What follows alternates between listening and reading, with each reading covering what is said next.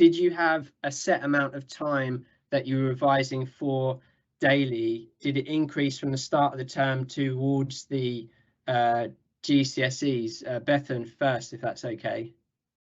Yeah, so you said about increasing the time, and I think that's something that definitely works, no matter how much you're starting and ending with, because, a really strong revision session, it will look different for different people.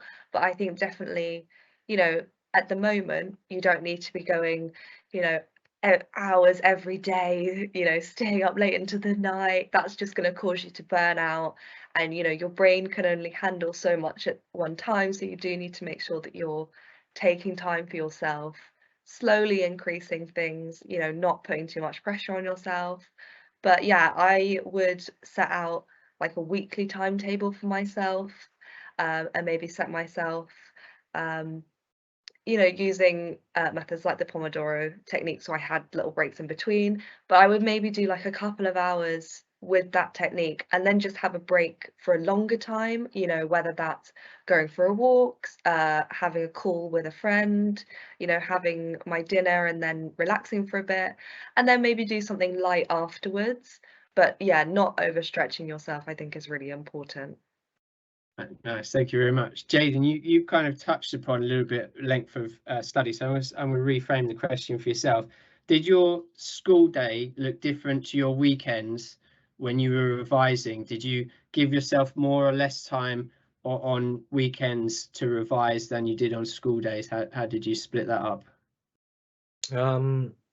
For weekdays, I normally came back from school at around 5 o'clock, but I didn't really start work probably until a bit later after dinner and everything, maybe like 7 or 8 o'clock. And my daily routine probably consisted of around 1, 2, or 3 hours max of work each day.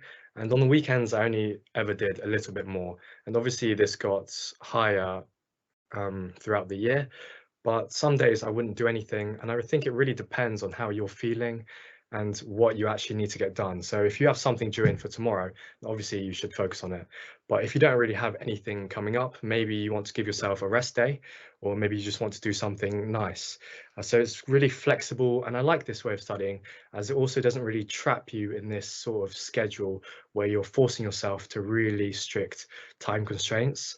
So you're really free to do whatever you want, and it doesn't really feel as much of a burden when you sit down to revise compared to other methods maybe.